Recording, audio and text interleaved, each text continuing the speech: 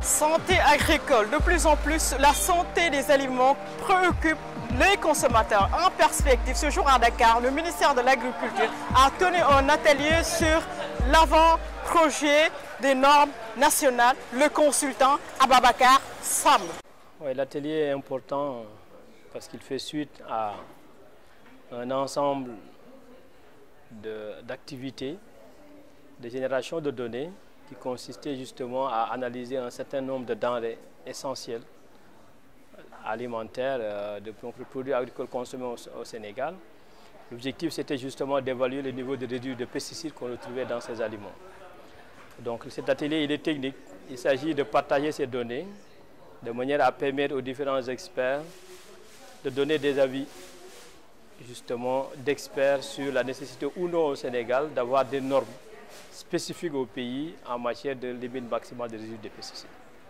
Les résultats obtenus par le laboratoire Ceres Locustox montrent qu'il y a des aliments qui contiennent des niveaux de résidus extrêmement élevés et qui dépassent les limites maximales autorisées par le Codex Alimentarius. Le Codex Alimentarius, c'est justement une commission mixte de la FAO et de l'OMS qui, au plan international, est chargée d'établir les normes en matière de résidus de pesticides pour les denrées alimentaires.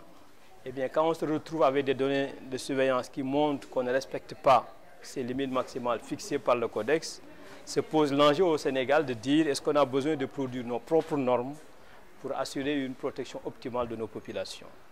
Donc il est attendu à la fin de cet atelier que les différents experts donnent leur point de vue sur l'opportunité de travailler avec l'Association sénégalaise de normalisation pour que le Sénégal se dote de ses propres normes en matière de limites maximales, en sachant que ce processus doit être fondé justement sur des critères scientifiques extrêmement rigoureux. Oui, si les résultats de l'étude montreront que des produits comme le chou, qui est communément utilisé, l'aubergine amère, le djaratou, qui est également communément utilisé au Sénégal, la mangue, qui est un produit stratégique, entre autres.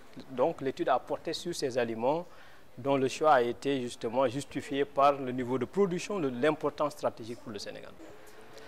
Oui, la réalité aujourd'hui est que c'est important de souligner deux choses. Le point de départ de l'atelier, c'est qu'il y a des données disponibles qui montrent que certains denrées alimentaires présentent des limites des niveaux de résidus élevés.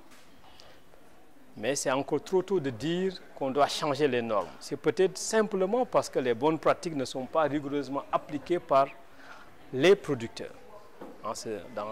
Si cette situation était avérée, il va falloir peut-être davantage mettre l'accent sur la formation des producteurs que la révision des normes elles-mêmes qui ont été établies sur des bases scientifiques. Donc l'enjeu de l'atelier, c'est de réfléchir sur l'opportunité ou non d'avoir nos propres normes, sinon d'identifier les pistes d'activité qui permettront de réduire ces risques d'exposition des populations du fait de la présence de résidus qui dépassent les limites maximales autorisées.